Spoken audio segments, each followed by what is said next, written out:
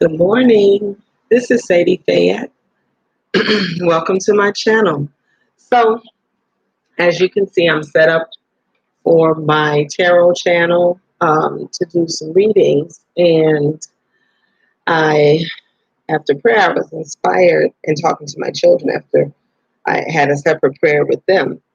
And I was talking to them about God and about, the path of enlightenment and what true love is, what real love is. And I thought, I should have a little talk on my writer's channel about love also, um, because I'm reading an ebook. Let me see what the title is, so I can give you real information. Sorry for shifting this. Okay, let me see. I'm looking on my phone because I had it up this morning. Uh,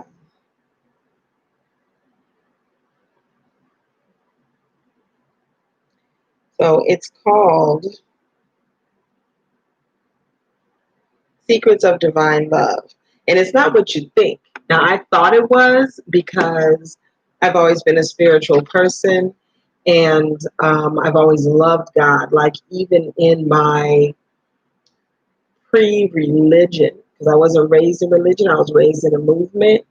And even though my mother had been raised as an AME Christian, I think it's an AME, um, they didn't, impose that on us at all, my parents. And so we just weren't. We were raised very free, although very disciplined, very structured household. And yeah, with just organic relationships. And so for me, I've never been, like I've said before, the favorite of either of my parents, but they had favorites. And so, but in that isolation, not that I was isolated, but just in that freedom, because I was the rebel, and that's probably why I wasn't a favorite. But in that time alone, you know, God was able to get me. God, and He already had a connection with me because of how my mother, what she went through when she was pregnant with me. That's a whole nother story. But I will say, um, Minister Farrakhan did this lecture series back in the day when he started rebuilding the nation, called How to Give Birth to a God. And in it, he chronicles the circumstances surrounding his own birth, that his mother, what she had gone through, what caused her to be deep in prayer, and just the circumstances, right? And so it caused him to be born with a certain disposition and leaning toward like deep connection with God. And we all know well, not we all, but in my community, in the Black community, we know the service he has given to Black people and really humanity. And so, anywho, in my own journey, from what I understand, my mother and my father were living with my paternal grandmother at the time that I was conceived. And my paternal grandmother, that I've named myself after for my pen name, Sadie, she was, she had been a single mother and she had had a rough life of it. Her husband was a traveling musician, and he was very rarely with her and their children. And I know as a single mother myself, that was very hard. She was raising her children in an urban environment, so that's very hard. You know what I mean? Whereas my mother was raised in a small town, most of the Black community knew each other, just much more comfortable. She had both her parents. They were living in her grandparents' home that they had purchased in the generation before. It was all paid off. Her grandmother was still alive and living with them and helping to raise the children. My mother had probably never had a spanking in her life. She didn't have a lot of harsh words. Um, and she was the second to next to the youngest. So you could just imagine, you know what I mean? The talk about being wrapped in cotton. She was not is not a confrontational person. She was not harsh in any way. My father was the disciplinarian in our family, so my mother could just be her sweet, overly patient, um, traditional type of wife self. And for her to live with my grandmother who had so many struggles, you know, I'm not judging my grandmother, but I know, her walk because of my walk. But she had a lot of struggles. She was of a different, like my mother's a Capricorn, so they tend to be very routine and practical. My grandmother was a Gemini, and a Gemini, never saw a fight they didn't like. So you just had two very different women. And my mother did not feel, she wasn't happy. I don't think my grandmother probably didn't see her as being strong enough. You know what I mean? So it was just a very uncomfortable environment for my mother. And knowing her as I do today, I think she probably was praying a lot. She had been really on my father that they need to get their own place. She wanted to go. She wanted to leave. Like she just wanted to be up. And then 4 weeks, I think 4 weeks after I was born, she took me and my oldest sister and she left. She went back to her hometown. Um, but she also read a lot of Black Power, Black history books. So everything that was going on with her, like I am the type of person, when I tell you I'm a rebel, I have a fighting spirit. I never fight someone that's weaker than me. I've never done that. Like I've never been that type of bully, except for my oldest sister, but that's another story. But usually that's not me.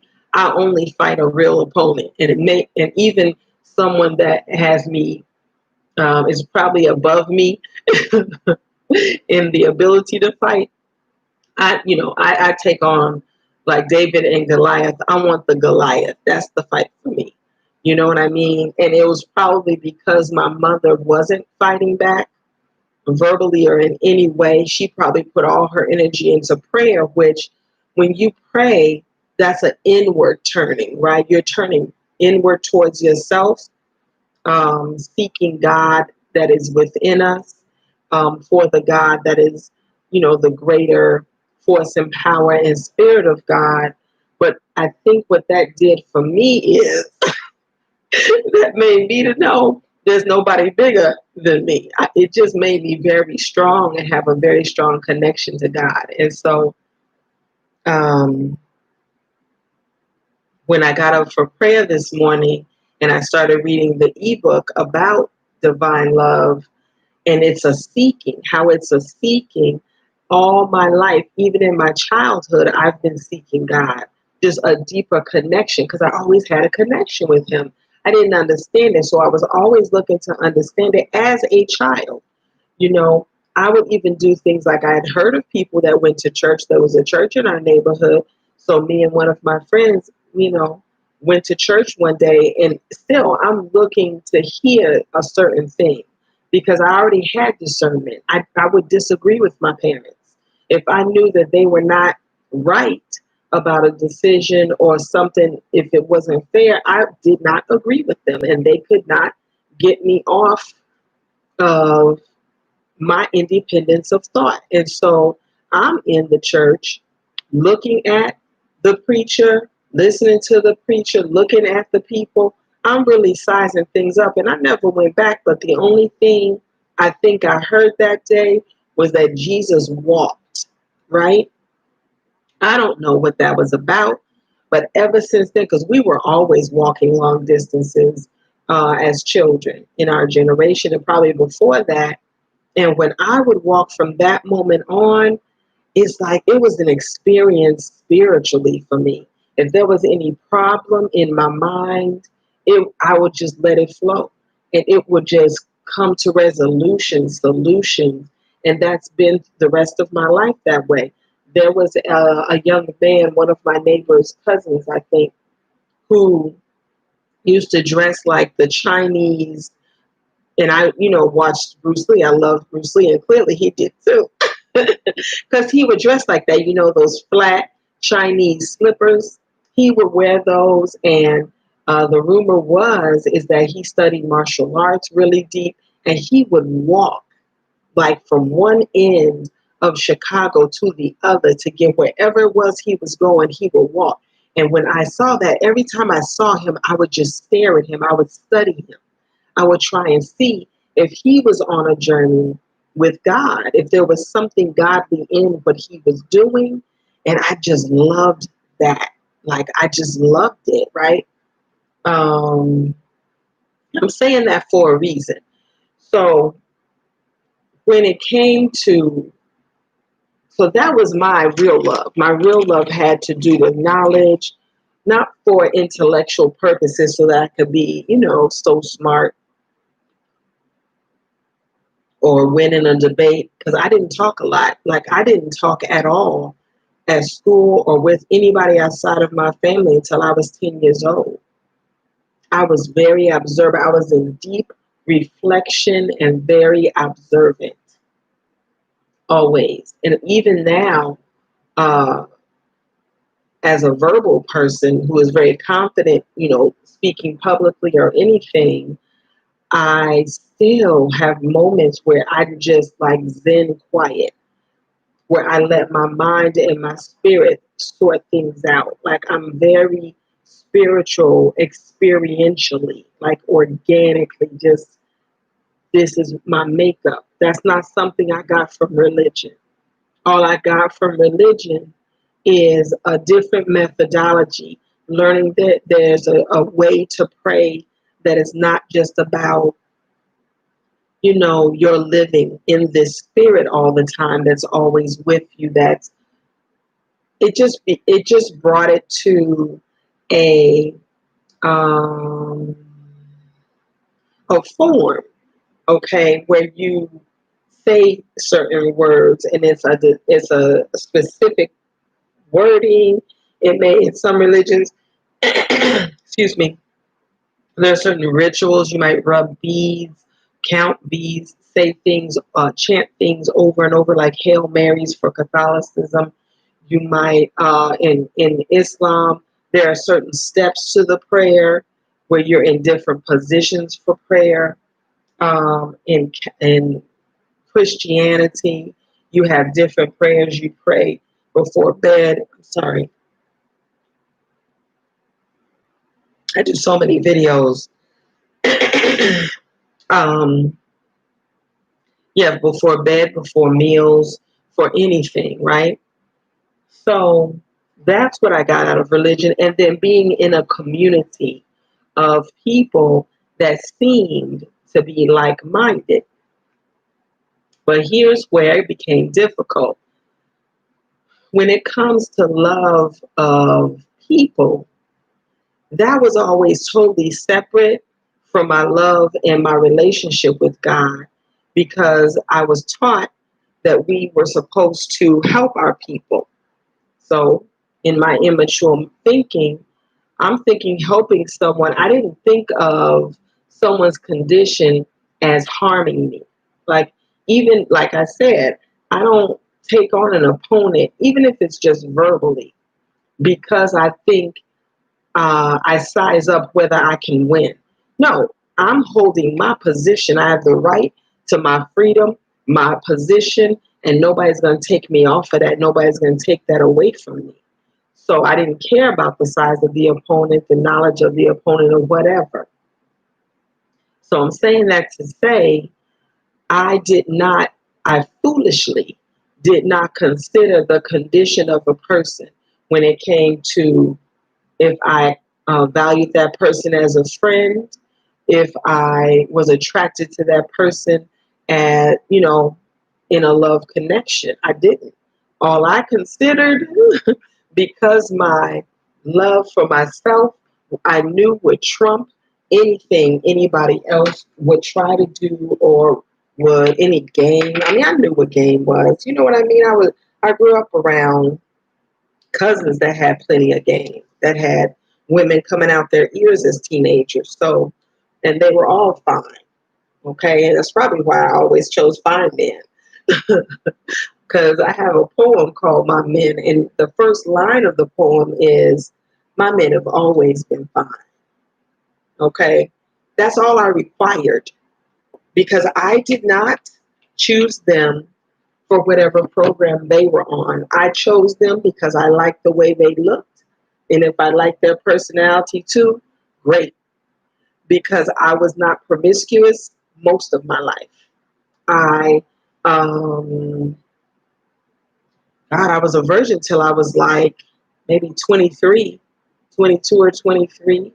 So even in high school, even when I was a child, I liked the finest man on our block, but I didn't trust him. I mean, we played catch a girl, kiss a girl one day, and he actually caught me. I had the opportunity to kiss this boy and did not because I knew already he was becoming notorious and I couldn't trust what he would try. I just, and not that I don't think he, would have done anything because we were 12. You know what I mean? I don't think he really would have done anything at that point, but I just didn't trust the danger that I felt was growing in him when it came to male female interactions, social interactions. So I was very nunnish. You know what I mean? I was. My connection with God was so strong that I didn't need for somebody to put me in a nunnery or teach me that chastity was a part of what God requires of humanity, that modesty, that being humble. No, he was teaching me and growing me non-verbally. It wasn't, there were no words being scrolled in front of my face. There was nothing somebody was sitting me down to tell me ever. When I say it was experiential, it was organic. It was like just a knowing from me seeking, just from my seeking to know him. And then being so observant of people. So I was observant of people and could see what was lacking spiritually. I was observant of people and could see what was present spiritually. What I could trust, what I did know God had a hand in, and where I knew God was nowhere around. Okay. So like I said, when it came to boys and then men as I grew up, um, yeah, I didn't have, it's so crazy. I mean, I was a pretty girl, but you know what I mean? I wasn't one of those girls that men just fell down because they dressed so sexy or, they flaunted their femininity. I covered mine. Like, even if it was just a baggy t-shirt and pants, no, I covered my growing body. I did not. But I would always love the finest boys. And then I would find a way for somebody to introduce me to them and I would shoot my shot. I did not care, and I was a shy girl, but I would choose, and I wouldn't even know if these boys were notorious players or what. I wasn't going to do anything with them. I knew that. I didn't have, like it almost didn't even matter what they were on. I was so on me. I was so on just my appreciation for God. He's so fine, you know, just crazy. So anyway, Um, so even when I became sexually active as a young adult, I think I allowed myself, following the paradigm I had already set of, you know, my sister came home with a friend of hers from college who had a car, and he was nice enough to drive her home because she needed to get some things right. I saw this man walk in our house and I saw fireworks. I was just like dumbstruck staring at him. I think he was so beautiful. Oh my God. I didn't know if they were I think I might have asked her if that was her boyfriend, and she was like, no. I went back to school with them that day, that night, to hang out, right? And because I had always worked all my life, I already had a real job. So I had the money to get myself back on the train home. Man, I'm telling you, I was bold in my shit and didn't do nothing with the dude. We started talking after that, though, exchanged numbers and everything. Then I ended up in a 2.5 year relationship with him. You know what I mean? Not sleeping with him. Um, then I found out, I had an inkling that, because he was young too, he was only a year older than me. I had an inkling that he was having sex with other women, even though he had my picture next to his bed or whatever. I mean, you know that structure already. This is my main chick, and y'all just something I'm fucking. So I didn't care about that though. Like I said, I always stood on my own platform of what was me, and it almost didn't matter what they were on. So, but I loved him sincerely. I believed he loved me too. I knew he did. And at the point that I found out he was sleeping with girls, I just broke up with him. Like, bam, heartbroken. Yep. But everybody was like, "But you're not gonna marry him?" I know, because I had already experienced my parents going through my father cheating, and I was not going to confine myself to any relationship where I could be hurt in an ongoing manner. I had seen neighbors, a couple of neighbors whose men would beat them. One who was distraught by her partner so much so that she went from just being a vibrant woman to looking like the nutcase on the block, and I just never desired to be confined in any way by another person. So, um, it was not easy. I'm not saying it was easy to detach from him, because I sincerely did love him for 2.5 years, but I did it. I did that shit. I didn't get involved with anybody for a long time. Like, I want to say it was almost 3 years, if not 3 years after that. And when I did, I chose someone who was a good friend of some good friends of mine. Because at that point, I mean, it had been, a long time since I had attempted to have sex with my first boyfriend. So I was looking to have sex with someone. Again, I chose someone that was physically appealing, who was cool to hang out with. And I got his phone number from my friends, called them up, and was like, I was wondering if we could get together and have sex. I was very blunt. But that's all I wanted. Like, that's all I wanted from him. I wasn't trying to have a relationship with him. He was immature anyway, you know? And he was flabbergasted. And we did what we did. And after that, I joined the nation and put it on lock. Didn't do anything for 8 years. After that, I left the mosque for 4 years. I'm saying this to say this is about what is love, okay? I'm going to get to a point. Bear with me. So after 8 years, who was the first person I dealt with? I think it was the dude and I didn't just jump into something. I didn't.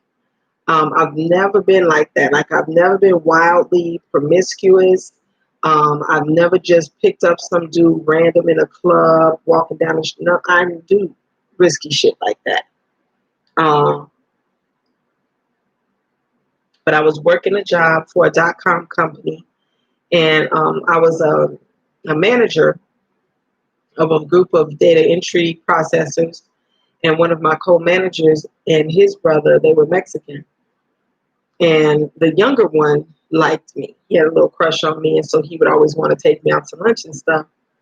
But then, nothing came of it. We were just friends.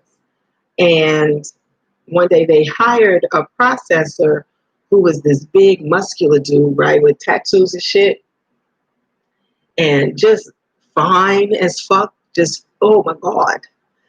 And so they were like, we hired him for you. Just crazy. And I was like, no, I don't know him. They were like, no, but he's like, he's studying for his PhD or whatever, right? So I checked him out. I would just, like I said, I've always been very observant. I check people out. So I checked him out, watched his behavior probably for some months. And then one day I went up to him and I was like, I was wondering if we could go out for lunch sometime. And he just stared at me like, what? Well, out to eat, I might have said, right? But I don't think we went to lunch. I think we went to dinner. And he was like, okay, you know, for some reason, I'm telling you, I was a pretty girl, but damn, I was not, who can I find that was, I was not Beyonce. You know what I mean? Like, I had a nice body. I was trim. I worked out, but I was thin. I was, yeah, I was trim. My body was in good shape, but I was thin. You know, my boobs were a nice size. But still, I'm saying, you know, for some reason, nobody turned me down and shit. So we went to his place, to see his place after dinner. And we were watching something on TV. And I was just like, you want to have sex? I'm not saying this to be crass. I'm really not. I'm going to get to a point. And he was like, stared at me. And then he was like, yeah. So that went on. We were together for probably 7 months. I ended up getting pregnant by him, and then I had a miscarriage at the end of that year of 2000. And but during the time that we were dealing with each other, like it became relationship-ish. You know what I mean? Like he did get attached to me, probably more than I did. But if I was mad at him, I would just not talk to him. And then 2 weeks later, he would finally reach out or whatever, you know, telling me that he was waiting for me to call him and shit. I I detached like a motherfucker. Like, what? You on my nerves. Because he would try me. He would ask me, you know, questions like, what if my ex-girlfriend wants me to go to a banquet because I'm the only person she knows looks good in a tux? And I would break it down. I never fell for game. You didn't need game with me because you didn't approach me. I approached you for my own purposes. And at the point that I don't want to deal with you anymore, that would just be it. Whatever it was, whatever last argument we had that got on my nerves, that would be it. And I would just be gone. And so, you know, I didn't fall for that. I would tell him, look, whatever choices you make, you make. But if it's an ex-girlfriend, she already knows she likes having sex with you. You can play games if you want to. And probably that day, I probably walked out, told him he played too many games. So, poor man, you know what I mean? He did. Most men thought I was innocent, you know, because I did. I had an innocent look. I had been in religion for years, so I had a very peaceful spirit. I wasn't loud and obnoxious unless I was laughing. You know what I mean? I was just like a country girl, but I grew up in the city. So my mind and my strength was hard. They just couldn't see that underneath my package of this pretty little, look like a country girl. So they would try to play me like a country girl, you know? So anyway, um, I did that a couple of times before I went back to religion, but recently, or in 2018, I had a friend that I knew from the mosque who we had been friends like for since the Million Man March. You know what I mean? And we were now, you know, middle aged, and he had always been a player. And I'm telling you all this because when God wants you on a path, on a specific spiritual path for enlightenment, which love is a part of that, but love is not, and I'm talking about love in the sense of a relationship, is not the root of your walk. It's not. A lot of people will level up spiritually to, mainly women, to get a relationship of spirit, right, with a physical person. My walk with God has had nothing to do with someone else. So when this person, you know, even the way it happened that we started talking, this is someone that I had always reached out every year, and it would happen spontaneously. They would come to my mind, and I'd call just to check on him. I don't even know why I would check on him, but I would. There was a familiarity with him. He was just a friend, and I'm a very loyal friend. And so, I would just check to see how he was doing or whatever, see what projects he was on. And we would talk probably for 2 weeks, and then we wouldn't talk again for another year until I was inspired to call him again. So this time, one of my godsons had called me drunk, and he was having some drama with his girlfriend, and this had never happened in my life of knowing this young man. He had never called me like this, right? Not in a drunken state. He has too much respect for me to do that. And so that became a drama that I got him out to leave that woman alone, leave her house, called his mother, get her to call him and sort him out for the night. And then I was like, God, who could help him? You know what I mean? Who could be of some positive influence? Immediately, my friend came to my mind. This is how deep it was, though. So I inboxed my friend, hadn't talked to him. I didn't even realize I had talked to him every year like clockwork. Do you hear me? So I reach out to him just to say, hey, I'm thinking in my mind, I'm reaching out to him on behalf of my godson. He pulled me in so quick. I'm telling you, he's a master player, this dude. Dangerous when it comes to the game. But I never fell for games, so I never, I was never in danger. I never fucked around with him either. So he spit this game about how we should have a relationship. And I was like, no, I don't believe in relationships. At that point, I had a bad marriage. And was just like, I had sworn off of not only men, really, I hadn't sworn off of men. Like, I wasn't going to be gay. That wasn't going to happen. I was just going to, build a team of lovers, and whoever wasn't getting on my nerves, I would spend some time with them. My previous paradigm had taught me I had a good system that worked for me, and that's what I wanted to do for the rest of my life. And so, but I definitely didn't want to deal with black men anymore because of my marriage. And because it just, yeah.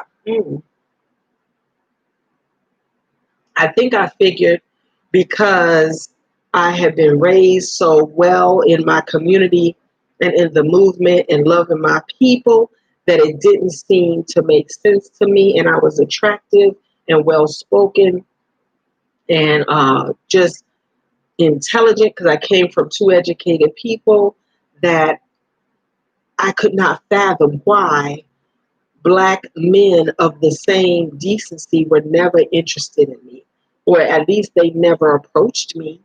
Like, never. Yeah, I never understood that.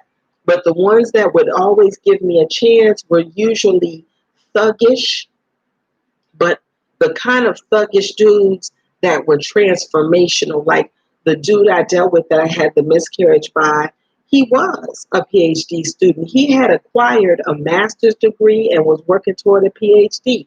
He was very practical. He kept himself in a clean, he was very clean in the place that he lived. He paid his bills. You know what I'm saying? He had also been in the mosque. I never knew him in the mosque, you know what I mean? But it was prior to, I guess, me being there. So we never met. But yeah, he wasn't just some run-of-the-mill thug and shit. My friend himself grew up in low-income housing, grew up rough and ready in the streets, but had transformed himself like, yeah, just this public figure, just magnetic, powerful energy, intellect. Had also done a little stint in the mosque before we met, and we met in our 20s. You know what I mean? So it wasn't typical shit. But those were the dudes that would always give me, were always like, hell yeah, I'll deal with you. Now, my friend and I, we had never dealt. But I'm sure we would have. You know what I mean? I never did because I had a roommate back in the day in our 20s that he dated. And because of that, I don't deal with other people's men. I don't, that's just not, my mother's not like that. You know what I mean? So that's just how I've always been. So I've always had him in the category of just a friend, right? So he's, spitting this game that we should be in a relationship or whatever. And I was like, no, I know what you are. You know what I'm saying? I know what you are. All of my uh, experiences in life that I've chosen deliberately because of what I wanted with them deliberately. I didn't have to be widely promiscuous. The dudes that I had dealt with, we also had a very easy friendship. Like they schooled me on just by telling me their business. So, and I already had my own defensiveness that nobody could get through. Like nobody ever, my heart was never in danger with none of the men I dealt with ever, ever. Like I never fell in love with them because we had good sex, and I had some good sex. Did not love anybody so deeply that I lost myself ever. So this dude, I said, fine, I'll give him a shot, right? So of course he was all giddy because unbeknownst to me, you know, he was going through all of our all of our acquaintances from religion and shit. He had already gone through a gang of them. You know what I mean? So, because that was just his shit. And then random people too. He was very well known in our community. Just, what the fuck was I doing, right? So, but because of him and because of uh, what he had built himself up to, it sparked in me a spiritual awakening. And this is what I mean by a spiritual awakening, because this is what the book on divine love is talking about. When you are seeking God in a closer connection to God, you become awakened by certain people that you meet who have a certain mastery within them that mirrors what you're seeking, that awakens you to a deeper level of that energy you're seeking or that thing that you're seeking. I didn't know. See, a year prior to even talking to him, I had put myself and my children on a path of being vegetarian, I had gotten back to prayer regularly. So I was already spiritually open, right? And also unbeknownst to him, 2 days before my godson called me, one of my prayers was that a friend of mine, someone that I know would help me get back to the diet of what the nation teaches, which is 1 meal a day, fasting and eating, a vegetarian diet. And so, because I wanted to lose weight, I had gotten just totally out of what I've always been in my life. So it's just deep how this happened, man. And I'm not saying it's deep like me and this person together are deep only. It has to be this person for me. No, like I said, you can meet a random person that you don't even know and see something in their living that awakens something in you because you're seeking something that has to do with divine love and enlightenment. And God uses that to awaken you. That's what I'm talking about. So whatever it was, whether it was our energy together, and we have a very strong energy between us it's the unseen energy. It's like our souls is something, right? And so It didn't even take a long time. I started having dreams about him. He got like immediately things I had wanted to do with my writing. I had not put anything on Amazon like I wanted. I had already written some poetry in my graduate coursework. I hadn't done anything with any of it. I immediately started writing more poetry. I put my first book together, did the artwork for it, looked up on YouTube, which, we live in even in the galaxy, the Milky Way galaxy that we live in is only a minute, like a minuscule part of the overall universe of space, right? Of that reality. So why was I mentioning that? Because, right, in everything I wanted to do, I didn't do it until we started talking. Immediately, I went into a 14-day fast and shit. Like, I just stopped eating. I started talking to him the day before Thanksgiving. Again, I want to stress this is not about him. This is because I was on a path that I set myself on, a path of seeking discipline, the restoration of myself physically, mentally, spiritually. I was seeking something. And he had some keys, and God used him to awaken in me what I had been seeking and praying for. Do you hear me? So, anyway, man, I didn't even know I was going to say all this. So if this is a message for you, please take the message that it's not about me. Again, just like it wasn't about him, it's about you and your path with your creator, okay? And I hope, people that are non-Black, please don't get caught up on me mentioning the minister or the nation. It's bigger than that. If you let your heart be bigger than that, okay? But that's a whole nother video. So not only was I awakened and started producing, like, damn, I was writing. I put short stories out. I put 2 books of poetry out. At the same time, I fell in love with my friend, like sincerely, genuinely. Like I could see him beyond his facade. I could see him. I knew when he was in a bad mood, even if he was trying to hide it, I could see him. I could feel him. Do you hear me? It was just deep, some shit. And so he was a player though. So the majority of when I fell in love with him happened within 3 weeks. After that, it was tomfoolery for all of 2019 for both of us. Because I'm sure he was like, damn, why am I drawn to my friend? I ain't even fucking her. Like, we don't even live in the same area at all. Like, we had no sex. This is the situation that Caught Up was written about. Because I used to sleep with a dude early, because if I saw you naked, I ain't think shit about you after that. There was no, my heart is going pitter patter. No, pitter patter happens for me when I really get to know you. When it's not sexual. When I get to know you as a person and can draw you in.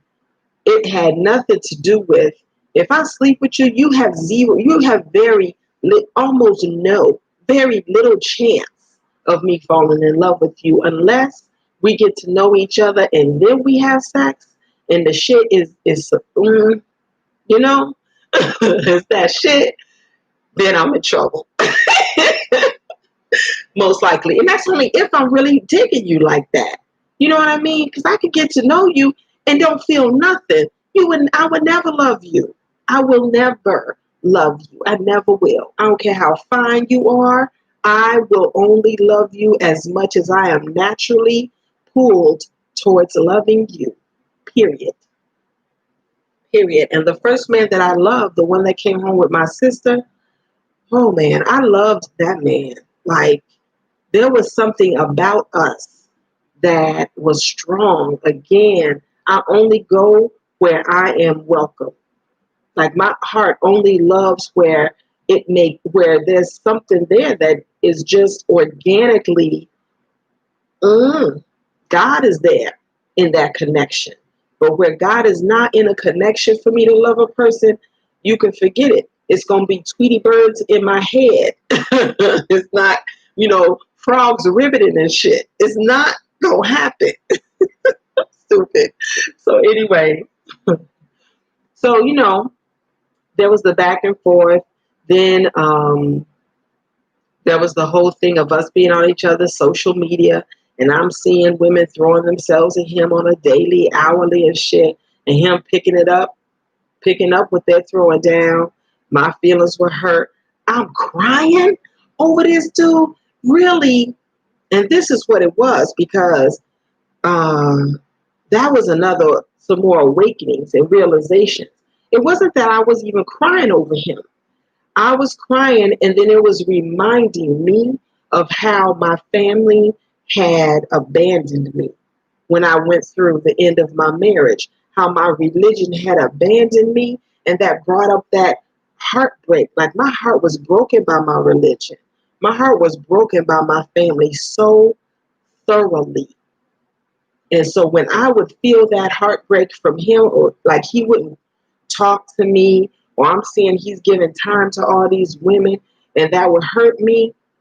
And I would be praying some mornings, and then the feelings I had, when I was cast out from the people I loved the most, I would just be bawling in prayer, just crying and shit, right? So that was the heartbreak. It was that mirroring of what I had been through, not because he was hurting me so deeply, but he was hurting me with his behavior in that way. Just because I had fallen in love with him. I had made myself open and vulnerable to him. And so, let's see, what's the turning point that I want to wrap that up? That could be it, really, because it was a seeking. And then I found, so what I wanted to say was, for all of that, I wanted to say is that the root of love is not found in a person, in any person, not your parents, not your children. My children do not fulfill, the depths of love for me. They don't. As much as they stress you out, and these are people that rebel against any and everything you can possibly be trying of good that you can possibly be trying to lead them toward, I now know they have the power within their individual selves to totally disappoint any hopes I had for them. And I've told them that. It's really on them.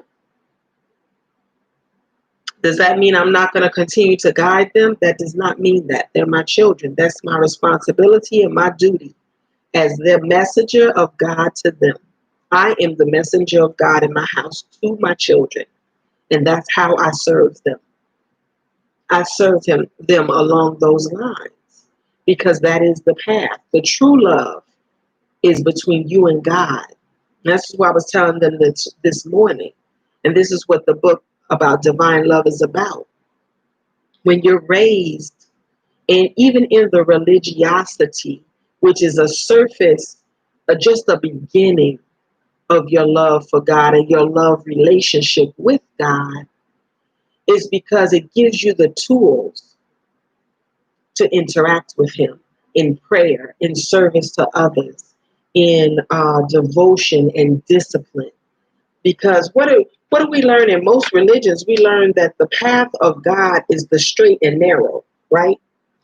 It's straight and narrow because of everything you do not do. Because sin is wide open. It's all over the place. There's so many paths that can lead you to the misery of being stuck in sin or in codependent behavior. Codependent behavior, and I experienced that when I tried to walk away from my friend.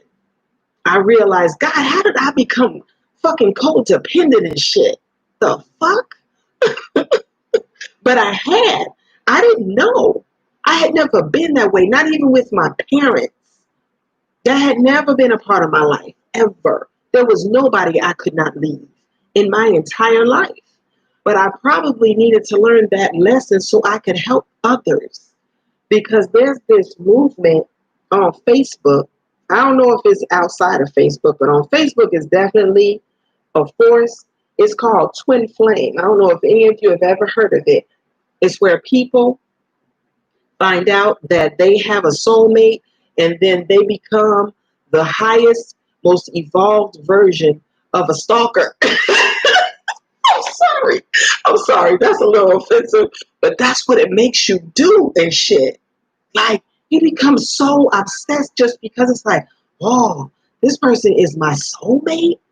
What about God? My true soulmate has always been God. I don't know about nobody else, but nobody does for me what God does for me. Nobody, my friend didn't come and comfort my tears. Even when I told him I had been crying about us not speaking and I couldn't explain it. I told him how confused I was about that. He took it as an ego boost and shit because he's a man, you know. Now, I don't know if that's the only way he took it. I don't, because I think we got to know each other so much better that we'll always love each other. Like we will always love each other. We have learned so much more about each other, right? It may not be romantic because the thing that I didn't want to lose in him the most the entire of last year was my friend. I didn't want to lose my friend. I don't like giving up friends, especially now that I know him better. So anyway, besides that though, I went through that. Like I was borderline obsessed and hated it. I was like talking, I'm like, damn, well, when did you become such a punk? For some D? Really? Because you didn't get the D? Is that what it's about? So then I started going, okay, once I really get myself together, get back to my shit, I'm gonna make sure we fuck just so I can get this shit out of my system because this ain't gonna happen. Then I'll probably end up really jacking myself up because I had loved him. You know what I mean? He might even get jacked up because he had love for me. Ain't nobody trying to keep going through shit. So, but this twin flame thing, what it is supposed to be bigger than, which I believe it to an extent because in spirit, in spiritual life, there are levels of everything. There's the genesis of your development and your walk with God or your seeking God's love and understanding. There's, the next level after that, then after that, then after that. And you meet people along your journey that reflect different levels. So once you get to level 4 of your walk with God and you love him so much and you've been praying to him for years and you've been fasting for years and disciplining yourself and some of you have been chased probably like 3 and and you know what I mean, and you've learned not like I am confrontational, like I will, a lot of these people online are punks hiding behind a screen and shit. No. Nope. If you catch me in public and bring half the shit that you want to say online to me, you got a real fight. And I'm not a 53-year-old having a street fight, but I'll break you down. I'll break it down and I'll break you down, okay? And feel good about it and shit. But that's what religion, because in Islam we're taught to pray 5 times a day. So that's what that did for me. It smoothed out my rough edges. So I wasn't so argumentative. Now, if I didn't agree with you, you still heard about it. And no, I didn't say, oh, I didn't put on a facade of religiosity of, oh, sister, in the spirit of, I didn't do that shit. I was still blunt and shit. I was still real. But I would put it in plain, simple language of, no, that's not correct. And then be done. Drop the mic. That's it. You just didn't get a long, drawn out, curse it out like I'd done all my life. Anyway, I don't know. I get on so many tangents. This is what happens when you have reached a certain age. You have so much so many lessons you've learned, right? So what I was putting together this morning was that love, like real love, is not about, even if you have a twin soul out there in the body of another human being and you just want to meet them so bad. You want to, that to be in your life because all you've ever had were bad relationships, or even if you've had a good relationship with someone, but it only went to a certain level because it was what they call a soulmate. Soulmate love is easy love. It has a flow. This is someone you have a connection with, a natural connection with, right? So there's an ease in the way that you interact with each other. The love is genuine and all that, but they don't help you evolve because they don't mirror you. So that mirroring effect is what sparks us into further growth. I don't know if that was my friend or not. And I don't care. Like for real. I don't care. Okay? I'm open to my journey because my journey is mine. I'm not, I don't appreciate anybody putting their hand to my life. I don't. So, but what happens with a lot of the women who believe in this twin flame thing or twin soul, that there's a twin soulmate who reflects you. And a lot of times you don't come from the same background, may not be the same race. There's some difficulty factor. So for me and my twin, we didn't grow up in the same economic situation, educational situation. And even when it comes to um, maybe some light criminal activity. No, we don't mirror each other in that.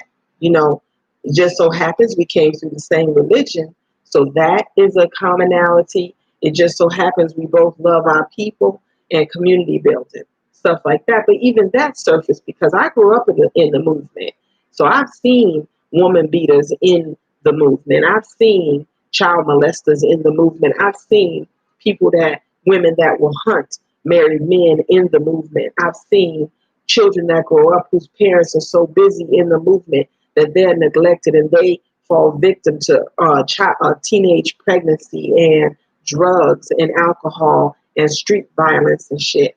Okay, so that's not. Um, so just having a few things in common is not the love factor for me. It's not.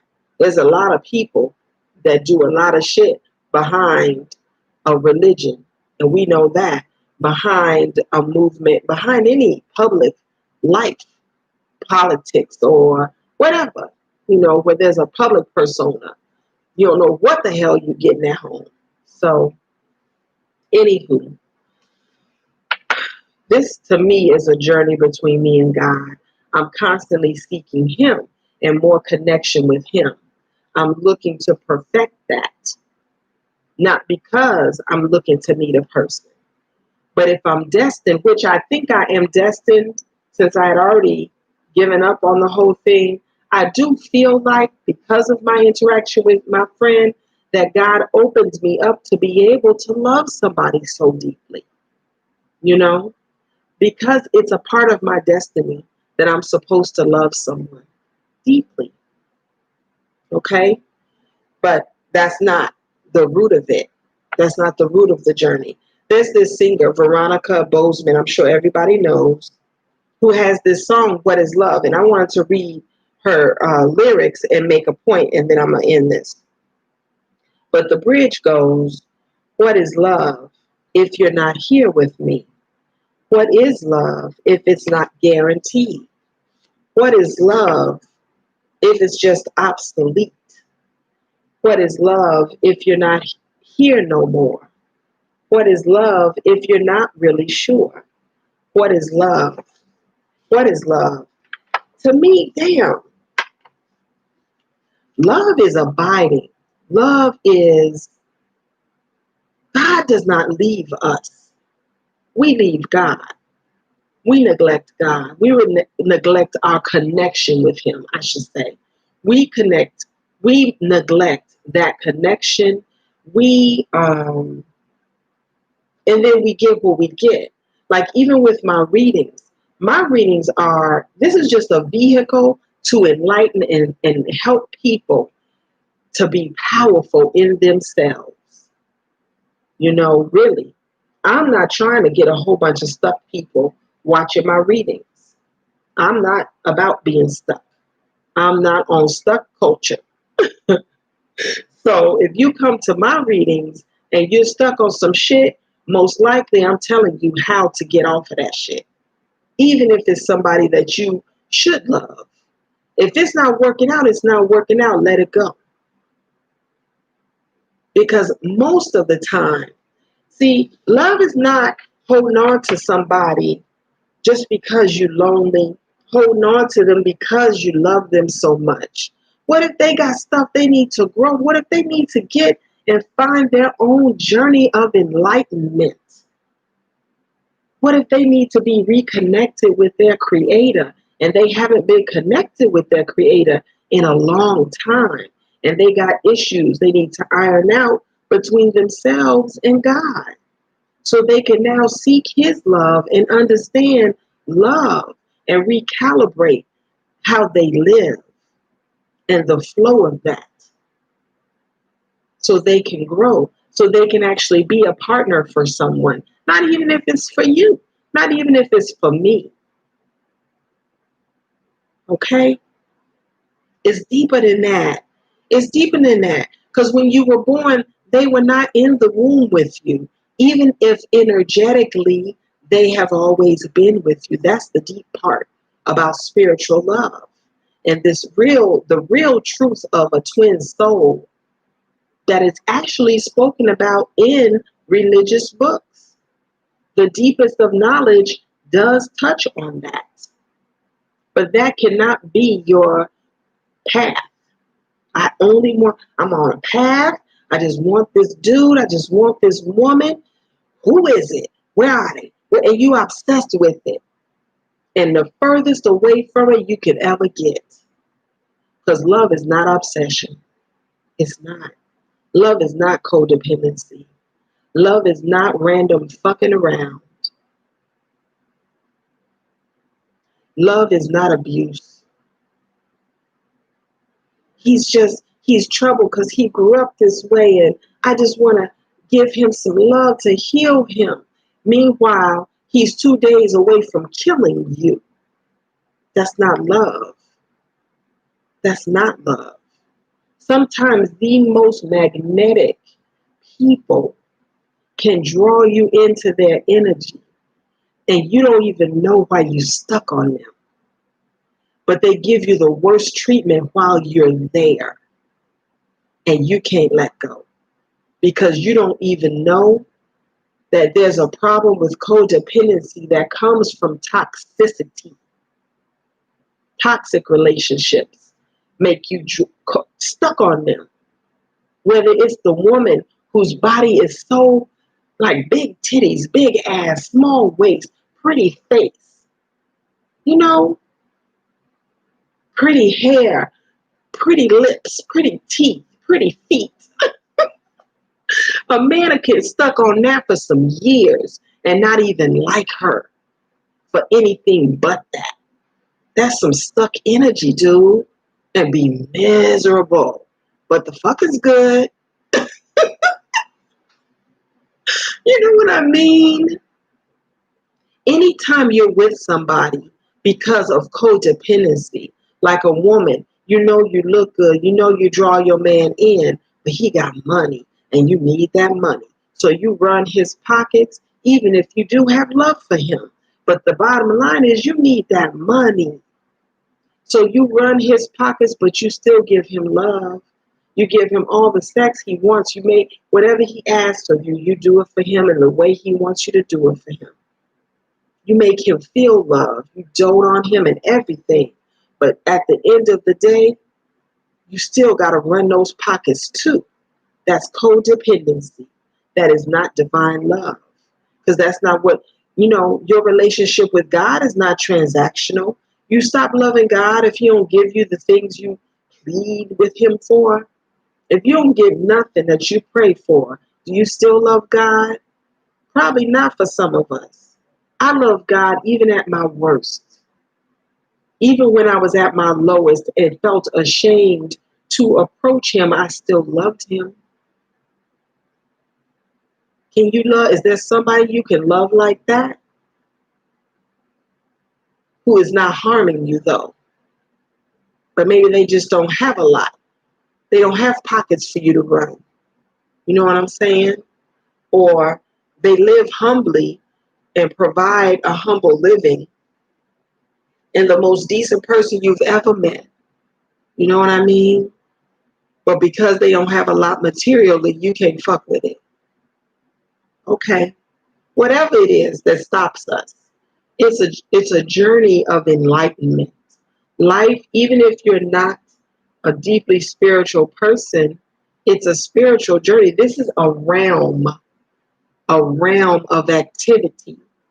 Your soul comes to this realm with previous baggage from other times they've been here. I do believe in that. I believe in reincarnation, not in the sense of, oh God, I just don't follow everybody's train of thought. I just believe your soul is not confined to just this body. If it's a spirit, if it's a soul that comes from God, God sends his soul out, the parts of his soul out continually into bodies that are being born.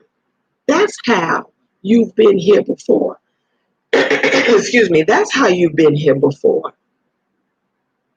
Not because God is always birthing souls.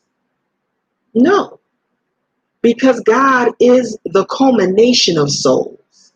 God is the portal, is the home of all where all souls dwell. And he flows like the universe flows, like life flows. Life flows in and out of him. In the Quran, it says he breathes life into you at your birth. And the life he breathes into you is a living soul that has been here before sometimes.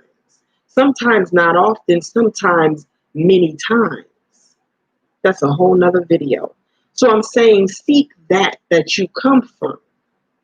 We are not the sons and daughters of our parents. We are the sons and daughters of life seeking itself. We are a soul seeking our soul home, the creator of our soul and the match of our soul. So seek that. Peace.